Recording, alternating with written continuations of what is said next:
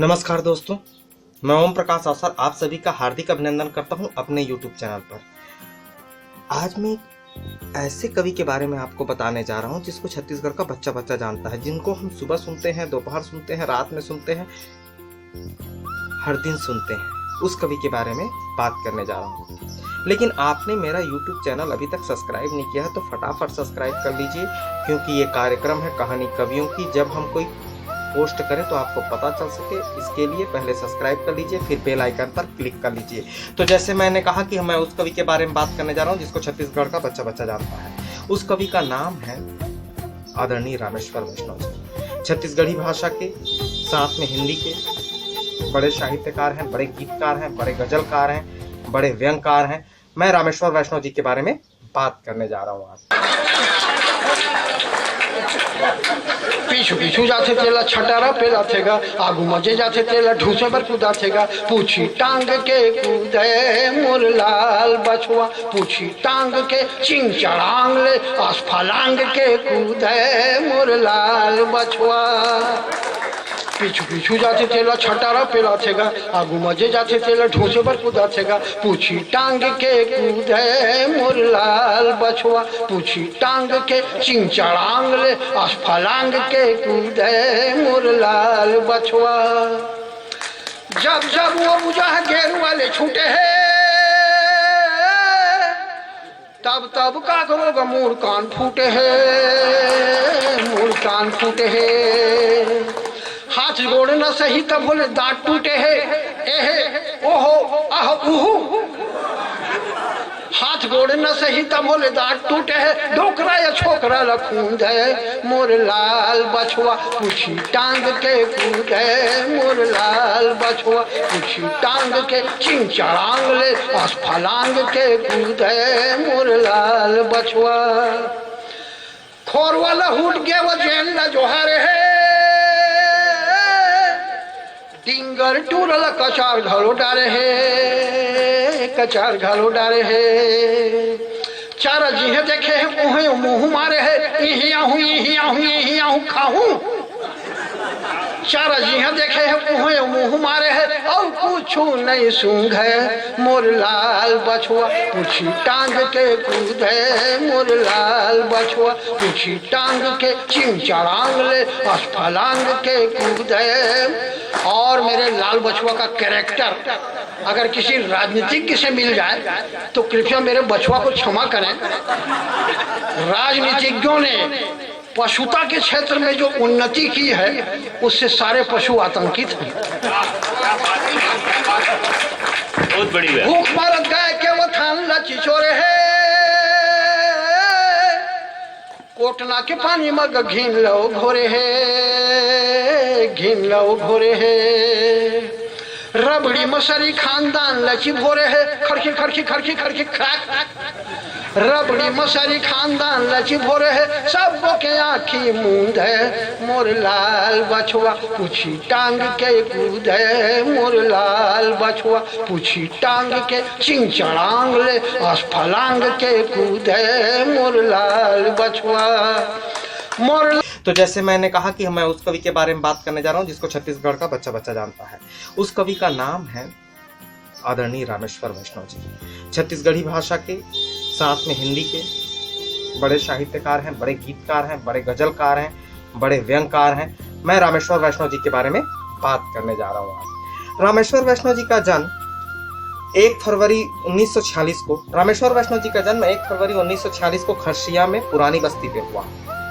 रामेश्वर वैष्णव जी का बचपन बहुत आराम से गुजरा। उनको बचपन में कोई आर्थिक या मानसिक परेशानियों का सामना करना नहीं पड़ा, क्योंकि उनके पिताजी टेलर थे, उनके दादाजी शिक्षक थे, साथ में उनकी माताश्री शिक्षिका थी। इसलिए रामेश्वर वैष्णव जी को बचपन पे कभी किसी परेशानी का सामना नहीं करना पड़ा। लेकिन बचपन से ही रामेश्वर वैष्णव जी बहुत शरारती किस्म के बच्चे थे। एक नई बात रामेश्वर वैष्णव के बारे में, बचपन से रामेश्वर वैष्णव जी बहुत शरारती किस्म के बच्चे थे। वो कह सकते हैं कि वो अपने मोहल्ले में बाटी और भौरा के वर्ल्ड चैंपियन थे।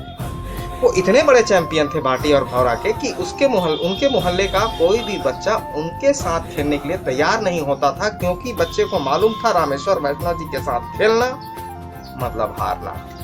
तो जब भी उनको खेलना होता था बाटी और भौरा तो दूसरे गांव जाते थे। रामेश्वर वैष्णव जी इतने बड़े बाटी और भौरा के चैंपियन थे बचपन।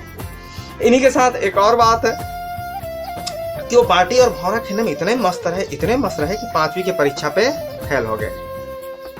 अब 5वीं की परीक्षा पे जब फेल हो गए तो टीचर ने कहा कि फेल हो जाने तो इसका दिमाग ठिकाने पे आ जाएगा। दादाजी ने भी कहा फेल हो जाने तो इसका दिमाग ठिकाने पे आ जाएगा, और हुआ भी यही। फेल होने के बाद रामेश्वर वैष्णव जी का दिमाग ठिकाने पे आया। कक्षा 6वीं पे क्लास पे वो फर्स्ट आए, 7वीं पे फर्स्ट या सेकंड आए, 8वीं में फर्स्ट या सेकंड आए क्लास पे।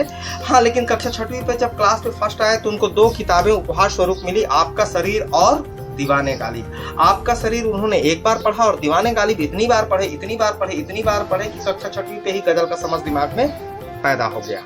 और 2 लाइन उन्होंने लिख छोड़ी गालिब के किताब से उठा के, हैफ हमने की तुम्हें अपना हमसफर बनाया क्यों, हैफ हमने की तुम्हें अपना हमसफर बनाया क्यों, लज्जते रोजे जिगर इस कदर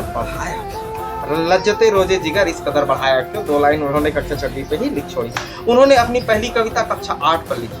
हुआ यूं कि कक्षा 8 में जब पढ़ते थे तो गर्मी के दिन गुजरने के बाद बरसात के मौसम आने पर, आषाढ़ आने पर आसमान पे बादल छाने लगे और कुछ रिमझिम फुहार आने लगी। तो रामेश्वर वैष्णव जी ने देखा कि दूर कहीं आसमान पे इंद्रधनुष दिखाई दे रहा है। तो रामेश्वर वैष्णव के बचपन के मन में कहा कि चलो किताब कापी उठा और कुछ लिखा जाए। तो रामेश्वर वैष्णव जी इसी लिखने के धुन पे पहुंच गए कब्रिस्तान।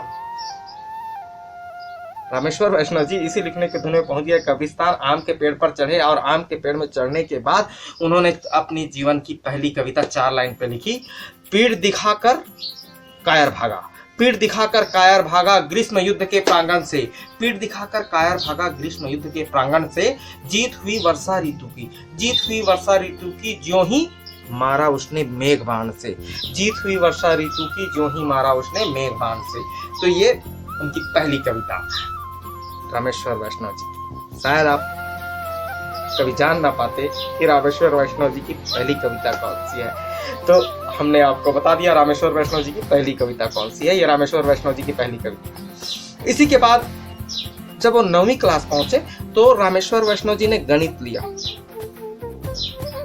रामेश्वर वैष्णव जी का शुरू से एक गुण रहा है कि जो विषय उसे कठिन लगता था वो वही विषयों पर काम करते थे। रामेश्वर वैष्णव जी उन्हीं विषयों पर काम करते थे। गणित उनको कठिन लगता था सो उन्होंने गणित लिया, और गणित के साथ अंग्रेजी इतना उनको कठिन लगता था, डर लगता था कि अंग्रेजी को इतना पढ़े कि 11वीं आते तक गणित में अंग्रेजी पे उनका मेरिट आ गया। 11वीं आते तक अंग्रेजी पे उनका मेरिट आ गया, साथ ही 5 विषयों पे डिस्टिंक्शन आया। मेरिट स्टूडेंट के रूप में उन्होंने 11वीं पास की। तो और उनके बारे में बात करेंगे, चर्चा करेंगे, लेकिन पहले कुछ अंश सुन ले रामेश्वर वैष्णव जी के कविताओं से, फिर आगे बात करेंगे। सरकारी सुख माँ 100 संगवारी, दुख माँ कौन पुछारी, सुख माँ 100 संगवारी, दुख माँ कौन पुछारी, जांगर गारी बूताचारी, जिंदगी है झक मारी, तारी नारी नारी नारी नारी नारी, दार भात तरकारी भैया बाकी सब सरकारी, दार भात तरकारी भैया बाकी सब सरकारी, कागज हो गए मन खे कागज हो गए मन खे यहाँ पीरा हो गए देश, कागज हो गए मन खे यहाँ पीरा हो गए देश, चोर घलो मन किदरत है धर के राजा के भेष, चोर घलो मन किदरत है धर के राजा के भेष, सच के गरमा आरी मारे मौज लबारी, सच के गरमा आरी मारे मौज लबारी, अब व्यवस्था के नाव में देखा कुर्सी के लाचारी, तारी नारी नारी नारी नारी नारी, दार भात तरकारी भैया बाकी सब सरकारी, दार भात तरकारी भैया बाकी। लड़का बोलता है क्या पापा ये क्या धुन गुनगुना रहे, ये भी कोई धुन है? मैंने कहा यार इस धुन को मार के एक गुणी म्यूजिक डायरेक्टर ने पूरी कव्वाली बना दी और तू इसको धुन को निनाश रहा है। आप गलत बोल रहे हो। बोले कैसे, मेरे को समझाइए। बोले, मैंने कहा सुनो कैसे बनाया उसने। दाल भात तरकारी भैया बाकी सब सरकारी, दाल भात तरकारी भैया बाकी सब सरकारी। देर न हो जाए कहीं, देर न हो जाए, देर न हो जाए कहीं, देर न हो जाए। आजा रे फिर मेरा मन घबराए, देर न हो जाए कहीं, देर न हो जाए, देर न हो जाए कहीं, देर न हो जाए। दाल भात तरकारी भैया बाकी सब सरकारी, दाल भात। 1964 में जब उन्होंने 11वीं पास कर लिया, तब बिलासपुर के इंजीनियरिंग कॉलेज में फर्स्ट बेस था वो। बिलासपुर के इंजीनियरिंग कॉलेज में उन्होंने एडमिशन लिया। फर्स्ट ईयर तो बहुत आराम से गुजरा। उनको स्टाइपेंड मिलता था 125 रुपये। 125 रुपये में 64 रुपये वो खर्च करते थे, बाकी पैसा बचा लेते थे। बचा के वो पैसा सीधा बैंक में जमा कर देते थे। उन्हीं पैसों से उन्होंने साइकिल खरीदा और उन्हीं पैसों से पढ़ते रहे। फर्स्ट ईयर बहुत अच्छा गुजरा। फर्स्ट ईयर उन्होंने निकाल लिया। दिक्कत हुआ सेकंड ईयर पे। सेकंड ईयर पे 2 विषय पे लटक गए, 2 विषय पे रुक गए सेकंड ईयर पे। अब रुकने के बाद दिक्कत का सामना उनको करना पड़ा। जैसे ही 2 विषय उनका रुका, स्टाइपेंड का पैसा बंद हो गया, खर्चा चलना बंद हो गया। अब रामेश्वर वैष्णव जी बड़े परेशानी पे आ गए। फिर रामेश्वर वैष्णव ने एक डिसीजन लिया कि चलो नौकरी करते हैं और पैसा कमाते हैं, फिर आके इंजीनियरिंग करते हैं। तो इसी धुन पे वो आ गए रविशंकर विश्वविद्यालय और वहाँ पे लैब असिस्टेंट के रूप में काम करने के लिए अप्लाई किया। उन्होंने 300 लोगों के लिए पोस्ट निकाला गया था। 300 लोगों में से 60 लोगों को बुलाया गया था। लेकिन इंटरव्यू लेने वाले ने रामेश्वर वैष्णव से पूछा कि आप नौकरी करना क्यों चाहते हैं। तो रामेश्वर वैष्णव ने साफ साफ कहा, भाई मुझे इंजीनियरिंग की पढ़ाई करनी है, इसलिए मैं नौकरी करना चाहता हूं। और इस बात से खुश होकर इंटरव्यू लेने वाले ने वो नौकरी रामेश्वर वैष्णव जी को ही दे दी। तो फिर वो काम करने लगे रायपुर के रविशंकर विश्वविद्यालय पे। लेकिन परीक्षा पे जो 2 विषय पे वो रुक गए थे सेकंड ईयर पे, उनका दुख उनको अंतर मन से बहुत दुखी कर रहा था। इसी दुख में वो एक दिन पहुंच गए रेलवे लाइन पर, घूमने नहीं। इसी दुख में पहुंच गए वो एक दिन रेलवे लाइन पर, और रेलवे लाइन पर पहुंच के गाड़ी का इंतजार करने लगे। पूछिए क्यों? रेलवे लाइन पर पहुंच के रामेश्वर वैष्णव जी गाड़ी का इंतजार करने लगे आत्महत्या करने के लिए। तो आत्महत्या करने के लिए रामेश्वर वैष्णव जी जैसे ही बैठे थे रेलवे लाइन पर, एक महिला आई। उस महिला ने उनको कहा कि रेलवे लाइन पर आप क्यों बैठे हैं? रामेश्वर वैष्णव जी कुछ बताए नहीं। फिर भी उस महिला ने उसको पूछा क्यों बैठे हैं, फिर भी नहीं बताया। तो उस महिला ने इनका हाथ पकड़ के इनको बोला कि आपको जिंदगी पे अभी बहुत सारे काम करने हैं, आप यहाँ से जाइए। गए नहीं। फिर उन्होंने इनका हाथ पकड़ के इनको उठाया और बोला कि आपको जिंदगी पे अभी बहुत सारे काम करने हैं, आप यहाँ से फौरन जाइए।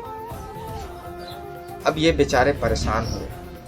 एक तो मरने गए, कोई मरने दिया नहीं। बोले अब तो यार मरेंगे, लेकिन पहले भजिया खा लिया। तो ये सोचकर रामेश्वर वैष्णव जी गए होटल पे, भजिया और जलेबी खाए। भजिया और जलेबी जैसे ही खा रहे थे तो इनके कान पे किसी प्रवचन का आवाज आया। वो प्रवचन था स्वामी आत्मानंद। स्वामी आत्मानंद धर्म के ऊपर प्रवचन देते थे। धर्म के ऊपर प्रवचन दे रहे थे कि दूसरे के धर्म में जाने से अच्छा है कि अपने ही धर्म पे मर जाया जाए। तो हर संडे के दिन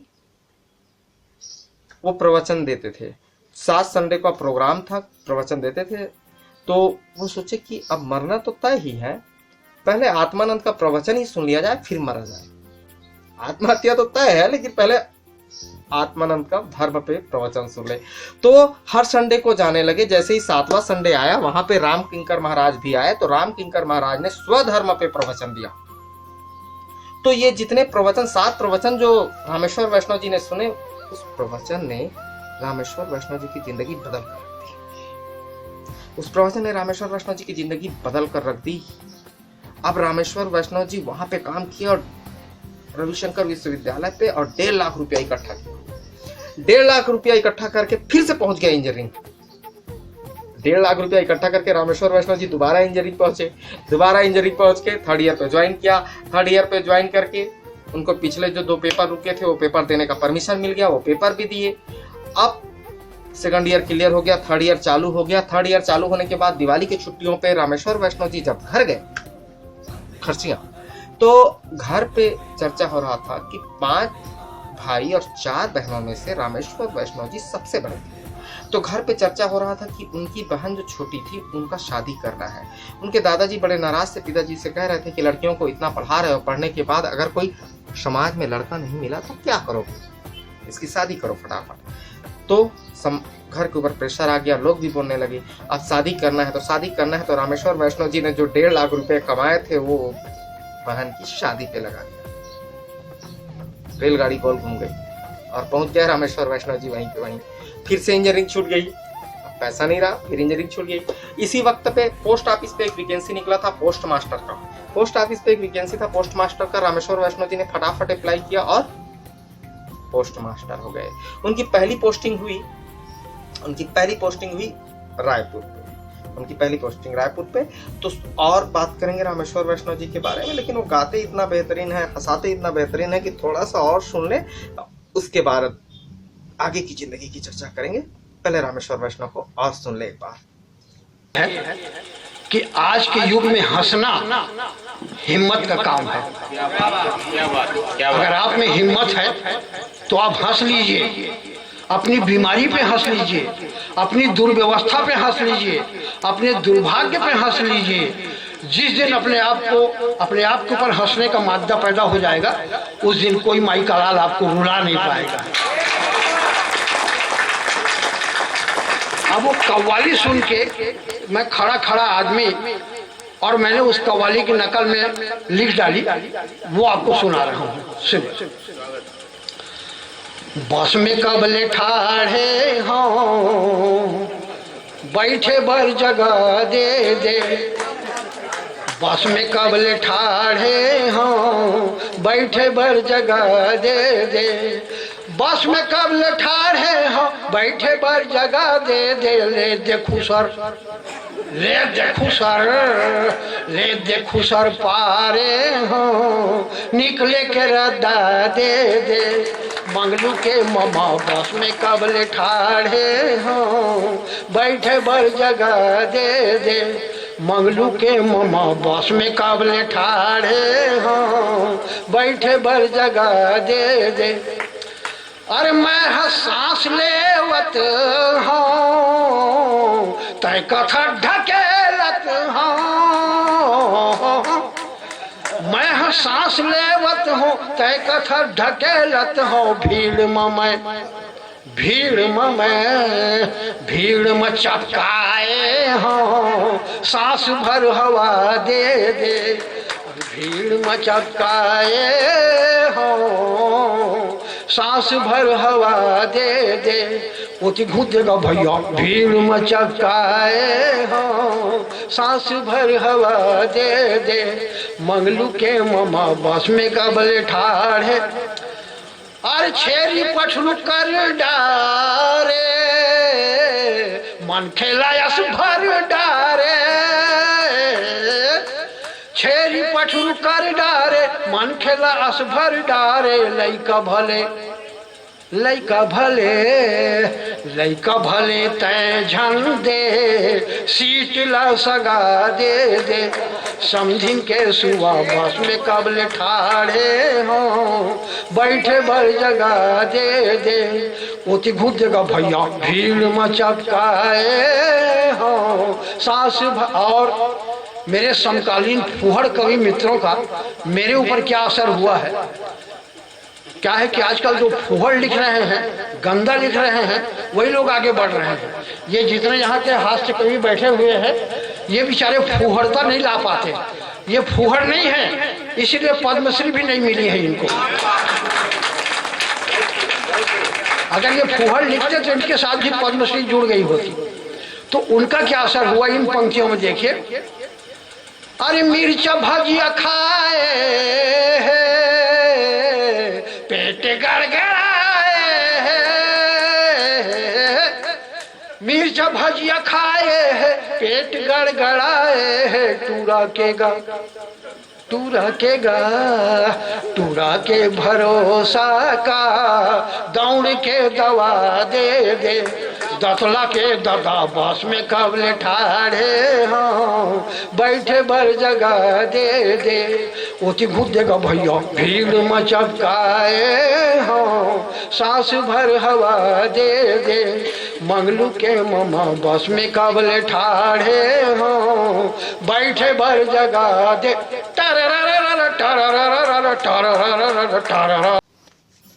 अब वैष्णो जी का जो सफर है रायपुर पे चालू हो गया। अब वैष्णो जी का सफर रायपुर पे चालू हो गया। 1973 पे उनकी शादी तय हुई। उससे पहले उनका एक गीत चंदेनी गोंदा पे रिकॉर्ड हो चुका था। चंदेनी गोंदा पे धूम मचा रहा था। मोला मोला जावन दे संगवारी आधा रात पहागे घर मदी ही गारी मोल जावन दे। ये गीत गाने वाली गायिका संतोष झा जी जितनी अच्छी गायिका थी उतनी ही खूबसूरत थी अभिनेत्री के जैसे। फिर ये गीत बहुत सुंदर, गीत के ऊपर संगीत बहुत सुंदर और गाने वाली गायिका बहुत सुंदर। तो ये इस गीत ने चमत्कार कर दिया। छत्तीसगढ़ पे सारे रिकॉर्ड तोड़ दिए इस गीत ने। इसी के साथ 1971 को उनका जो मुलाकात है एक काव्य मंच पर लक्ष्मण मस्तूरिया जी के साथ हुआ। इस मंच ने तय कर दिया कि लक्ष्मण मस्तूरिया के साथ जो उनकी मुलाकात थी इस मंच पर कवि सम्मेलन तय हो गया। रामेश्वर वैष्णव जी के लिए उन्होंने खुद तय कर लिया कि अब मेरे को हास्य व्यंग के रास्ते पर आगे बढ़ना है। रामेश्वर वैष्णव जी ने हास्य व्यंग के रास्ते पर आगे बढ़ने की जिम्मेदारी उठा लिया। तो आप उनकी हास्य व्यंग की कविताएं सुनिए, गीत सुनिए, आपको हंसी ऐसे ही आ जाएगी। जैसे उनकी एक कविता है, मन तो होथे तोर खोपा मा फूल खोच दाऊं, मन तो होथे तोर खोपा मा फूल खोच दाऊं, मोरो मन होथे आखिला तोर नोच दाऊं। ये गीत है अभी जो फिल्म आई थी झन भूलो माँ बाप ला, इससे ये गीत है। अब देखिए, मन तो होथे तोर खोपा मा फूल खोज दाऊं। शब्द तो श्रृंगार के हैं लेकिन हास्य की उत्पत्ति हो रही है। ये कमाल रामेश्वर वैष्णव जी का है। यही कमाल रामेश्वर वैष्णव जी का है कि व्यंग कहीं से भी पैदा कर देते हैं रामेश्वर वैष्णव जी। इसके बाद उनकी एक और कविता, एक और गीत बहुत फेमस है जो केदार यादव जी के नवा बिहान से है। हमरो पूछैया भैया कोनो नहीं हैगा। ये कविता पे टोटली, ये कविता को अगर हम पूरे देखें, इस गीत को हम पूरे देखें तो इस गीत पे 45 काफिया है। इस गीत पे 45 काफिया लगे हुए हैं। हमरो पूछिया भैया कोनो नहीं हैगा, गोरी नहीं है, कारी नहीं है कोई, हमरो पूछिया भैया कोनो नहीं हैगा। इस गीत के पीछे कहानी ये है कि रामेश्वर वैष्णव जी जब सगाई करके आए तो उनको पता चला उनकी साला शाली कुछ नहीं है, तो उन्होंने लिखा हमरो पूछिया भैया कोनो नहीं हैगा, सारा नहीं है, शारी नहीं है। ये गीत मतलब उनके संबंधों की ही चर्चा है। जो नहीं है उनका उन्होंने वर्णन किया। और आपको बता दूं 1971 से लेकर 1974 तक रामेश्वर वैष्णव जी ने एक ही गीत लिखा, हमरो पूछिया भैया कोनो नहीं हैगा, 45 काफिया के साथ। इसी के साथ एक ऐसे गीत की चर्चा मैं कर दूं जिस गीत को हम केदार यादव जी के पहचान के रूप में जानते हैं। वही गायक है उसके, वो गीत है ते बिलासपुर हिन्न सौ मैं रगड़िया, तोर मोर जोड़ी फबे सबले बढ़िया, तोर मोर जोड़ी फबे सबले बढ़िया। इस गीत के पीछे भी कहानी है रामेश्वर वैष्णव जी की। असल पे ये गीत जब वो रायपुर पे रहते थे तो अपनी पत्नी के साथ मार्केट जा रहे थे, तो मोहल्ले के कुछ लड़के बैठे थे, वो उनको देख के हंसने लगे। रामेश्वर वैष्णव जी को बड़ा गुस्सा आया। उन्होंने कहा भाई देख के क्यों हंसते हो? तो एक दादाजी थे, वो बोले कि आप दोनों की जो जोड़ी है बड़ा जबरदस्त है, बहुत बढ़िया है। तो रामेश्वर वैष्णव जी ने फटाफट लिख दिया भाई कितने बिलासपुर ही नो मैं रह गढ़िया, तोर मोर जोड़ी फबे सबले बढ़िया। असल में आपको एक चीज और बता दूं, उनकी जो पत्नी महोदया है बिलासपुर से है। और इसमें जो इस गीत में जो संबंधों का विवरण है, जैसे मोर ममा दुरुक के हाबे उकिल नामी, बस्तर में मोर बड़े बाप के किसानी, तो जो संबंधों का विवरण है वो दोनों के बीच ही है। दोनों के बीच के संबंधों को रामेश्वर वैष्णव जी ने दिखाया है। मतलब ये गीत पूरे हकीकत पे आधारित है। जिस गीत को हम सुनते हैं ते बिलासपुर ही नाऊ में, शायद ये कहानी आप भी कभी नहीं जान पाते कि ये गीत किस पर्पस पे लिखा गया है। इसी के साथ इस गीत में दूसरी कहानी भी है। असल में ये गीत पहले कोई बंगाली गायक के आवाज पे रिकॉर्ड हो रहा था, लेकिन उस बंगाली गायक से उच्चारण सही ढंग से नहीं हो रहा था। तब राम केदार यादव जी तबला बजाया करते थे। केदार यादव जी तबला बजा रहे थे, बंगाली गायक गाते गाते बीच में रुक जाते थे, गाते गाते रुक जाते थे। उनको गुस्सा आया तो उन्होंने जाके उस गायक को समझाया कि इसको ऐसे गाइए। फिर क्या था, रामेश्वर वैष्णव जी अड़ गए कि अब इस गीत को केदार यादव ही गाएंगे। तो केदार यादव जी तबला छोड़ के फिर गायकी पे आ गए और उन्होंने ये गीत गाया साधना यादव के साथ। इसी के साथ इस गीत की तीसरी कहानी भी है। तीसरी कहानी ये है कि इस गीत को गाने के बाद साधना यादव और केदार यादव में प्रेम पैदा हो गया और दोनों पति पत्नी के रूप में स्थापित हो गए। तो उन्होंने शादी की इस गीत के बाद।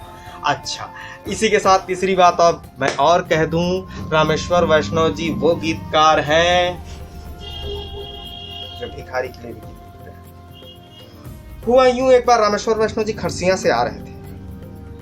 खरसिया से आते वक्त सिल्हारी स्टेशन पे एक भिखारी चढ़ा और उनसे उन्हीं के गीत गाकर पैसे मांगे। वो गीत था, कौन जनी काय पाप कर रहिन, ठगड़ी कस जिंदगी माँ सुखला फिर नहीं जानेन, कौन जनी काय पाप कर रहिन। रामेश्वर वैष्णव जी ने कहा कि भाई ये गीत मत गाया करो। बोला क्यों? बोले रामेश्वर वैष्णव जी इस गीत पे छत्तीसगढ़ियों का दर्द है भाई। तो बोली भैया मैं भिखारी आदमी, मोल का लेना देना यार, मोला जिन गीत से पैसा मिल जाता है यही गीत मैं गाता हूँ भाई। कहते भाई ये गीत मेरा है, मैं आपसे रिक्वेस्ट कर रहा हूँ आप मत गाया कीजिए। तो भिखारी बड़ा खुश हुआ, बोला कि अच्छा ती असगा रामेश्वर वैष्णव। बोला हाँ भाई मी रामेश्वर वैष्णव। तो एक काम करना, मोर बा एक गीत लिख दे बेका। रामेश्वर वैष्णव जी ने कहा हाँ लिख दूंगा। तो भिखारी ने फिर फटाफट एक शर्त रख दी। भिखारी ने कहा कि भाई इस गीत पे हास्य व्यंग होना चाहिए। रामेश्वर वैष्णव जी ने कहा हाँ। देश दुनिया की चर्चा होनी चाहिए। रामेश्वर वैष्णव जी ने कहा हाँ। इस पे करुणा होनी चाहिए, जैसे मैं गाऊं और सामने वाला फटाफट निकाल के पैसा मेरे हाथ में रख दे। रामेश्वर वैष्णव जी ने कहा हाँ। और उसने चौथी शर्त रखी कि इस गीत पे मेरा नाम होना चाहिए। हाँ। तो ये गीत आज छत्तीसगढ़ के सबसे ज्यादा YouTube पे सर्च होने वाले गीतों में से शामिल है। बड़े बड़े कलाकार इस गीत को गाते रहते हैं। असल में ये अपने तरीके का एक अलग ही गीत है जिसमें भगवान से कहा जाता है कि आपने अच्छा किया कि मेरे को अंधा बना दिया। ये इस गीत की खूबी है। जैसे ये गीत मैं कुछ पंक्ति पढ़ दूं। जिंदगी में देखे के दुख नहीं धराए राम, बने करी राम मोला अंधेरा बनाए, बने करी राम मोला अंधेरा बनाए। मोर जिंदगी माँ सूरज नहीं उगाए राम, बने करी राम मोला अंधेरा बनाए, बने करी राम मोला अंधेरा बनाए। मैं खाली आखिरी वाला पद गा देता हूँ जो भिखारी के नाम वाला है। कोनो कोनो कथे ये बाबूलाल, वो के आलाल ते झड़क थस दामान, मेहा कथू बोला कि सुन गाशियां, आँखी मूंदा थे तबुल थे ज्ञान। दुनिया किंदर ले किस बिन कटाए, बन करे राम मोला अंधेरा बनाए, बने करे राम मोला अंधेरा बनाए। ये रामेश्वर वैष्णव जी। रामेश्वर वैष्णव जी को खुद की एक कविता सबसे ज्यादा पसंद है। मैं उस कविता के बारे में बात करता हूँ, उस गीत के बारे में बात करता हूँ। रामेश्वर वैष्णव जी को खुद की एक कविता अमरनाथ मर गए उनके दिल के करीब। ये कविता इसलिए उनके दिल के करीब है क्योंकि किसी व्यक्ति के मौत पे व्यंग पैदा कर देना रामेश्वर वैष्णव जी जैसे कवि के लिए ही मुनासिब हो सकता है। बाकियों के बस पे ये चीज तो हो नहीं सकता। अमरनाथ मर गए कविता पे मौत पे व्यंग के साथ साथ छत्तीसगढ़ के लिए संदेश है कि आप त्रिवेणी संगम में जाने के लिए पैसा खर्चा मत कीजिए। चर्चा स्थान छत्तीसगढ़ पे त्रिवेणी संगम का मौजूद है, आप उन जगहों पर अस्थि विसर्जन कीजिए। तो पहले सुन लेते हैं अमरनाथ मर गए, थोड़ा सा सुनते हैं। मौत पे हास्य कविता। अमरनाथ मर गए, अमरनाथ मर गए, अमरनाथ मर गए, अमरनाथ मर गए, मर गए मरैया जियैया के ऊपर, मर गए मरैया जियैया के ऊपर, भारी विपत पर गए, अमरनाथ मर गए, अमरनाथ मर गए, अमरनाथ मर गए, अमरनाथ मर गए। वर्णन देखे, जियत ले मिलजुल के लूटिन लुटैया, डॉक्टर बैगा फुकैया झरैया, जियत ले मिलजुल के लूटिन लुटैया, डॉक्टर बैगा फुकैया झरैया, मुर्धर के रोवत है मुर्दा ले सैया, खुश होके नाचत है लकड़ी बेचैया, संग मजरैया के आंसू ढरैया के, संग मजरैया के आंसू ढरैया के, गहना गुठा सब जर गए, अमरनाथ मर गए, अमरनाथ मर गए, अमरनाथ मर गए, अमरनाथ मर गए। अब रोवत गोरावत कटिस तीज नहान, बाँचे खोचेला घोरिस 10 नहान, रोवत गोरावत कटिस तीज नहान, बाँचे खोचेला घोरिस 10 नहान, आत्मा सगा औ कुटुम सबो आईन, लड्डू पूड़ी औ बड़ा डट के खाइन, लड्डू पूड़ी औ बड़ा डट के खाइन, पारा पड़ोसी खवाए माया खीर, पारा पड़ोसी खवाए माया खीर, बर्तन भाड़ा जमो झर गए, अमरनाथ मर गए, अमरनाथ मर गए, अमर। और जो वास्तविकता है देखिए, हम लोग तमाम लोग छत्तीसगढ़ के लोग बड़े धार्मिक हैं और ये आशा करते हैं कि हम अगर गंगा में जाके प्रयाग में जाके हाड़ा बोर देंगे तो जो मर गया है वो स्वर्ग चला जाएगा। मैं इस बात पे विश्वास नहीं करता। क्यों? इसलिए अगर मेरे कर्म अच्छे हैं तो मैं स्वर्ग जाना पसंद करूंगा, नहीं तो नरक ही मैं कबूल कर लूंगा। कम से कम कवि लोग तो वहां मिलेंगे। हाँ। गंगा में अब हाड़ा बोरे लजाही, एहू में खेती अकुरिया बोराही, गंगा में अब हाड़ा बोरे लजाही, एहू में खेती अकुरिया बोराही, पंडा के घर में भगत ये लुटाही, तेरही में फिर एक रे पोटा तिराही, मरनी हम मन गे बनौती है बन गे, मरनी हम मन गे बनौती है बन गे, घर परिवार उजड़ गए, अमरनाथ मर गए, अमरनाथ मर गए, अमर। और जो बात कहना चाहता हूँ, जो संदेश हास्य कविता में संदेश देने की कोशिश देखिए, मुझे बड़े गर्व के साथ कहना पड़ता है कि पुराने हमारे सीएम जो थे श्यामाचरण शुक्ल जी, उन्होंने पता नहीं मेरी कविता सुनी थी कि नहीं सुनी थी, लेकिन लिख के गए थे वो कि मेरी अस्थि का विसर्जन महानदी में करना।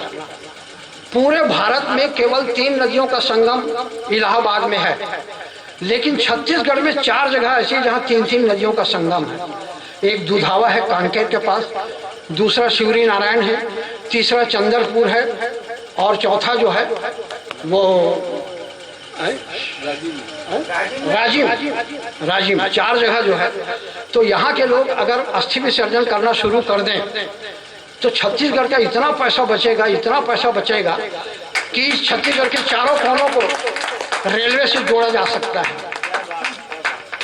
तो मैला के गंगा भरम अब तो टोरो, महानदी माँ सबो असला बोरो, मैला के गंगा भरम अब तो टोरो, महानदी माँ सबो असला बोरो, दुखला 13 दिन के कमती करो जी, मरने वाला के पीछू झन मरो जी, दुखला 13 दिन के कमती करो जी, मरने वाला के पीछू झन मरो जी, छठिया बरही औ मरनी औ हरनी, छठिया बरही औ मरनी औ हरनी, ये सब कनिहा कुहर गे अमरनाथ मर गे अमरनाथ मर गे अमरनाथ मर गे अमरनाथ मर गे मरैया जियैया के ऊपर मर गे मर। अब हम बात करेंगे रामेश्वर वैष्णव जी के विधा के बारे में। रामेश्वर वैष्णव जी गीत, गजल, व्यंग तीनों पे लिखते हैं।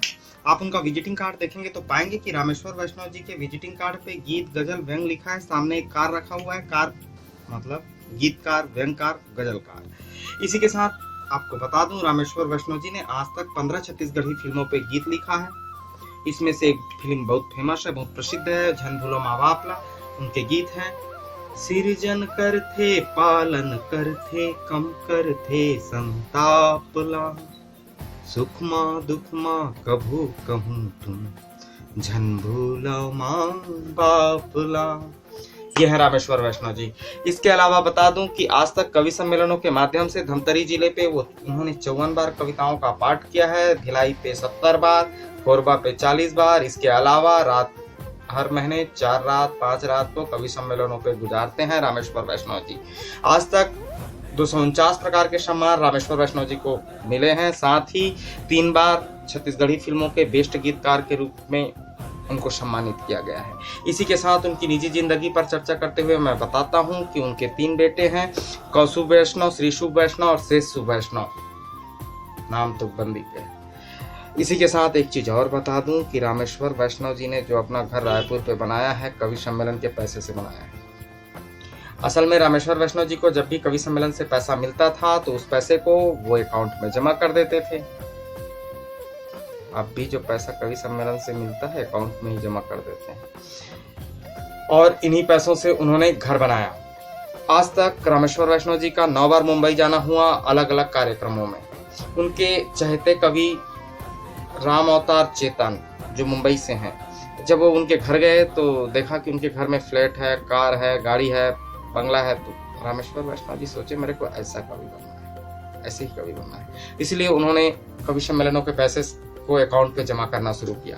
अभी भी करते हैं, अकाउंट पे जमा करना शुरू किया। इसी के साथ रामेश्वर वैष्णव जी के लिए हार्दिक शुभकामनाएं।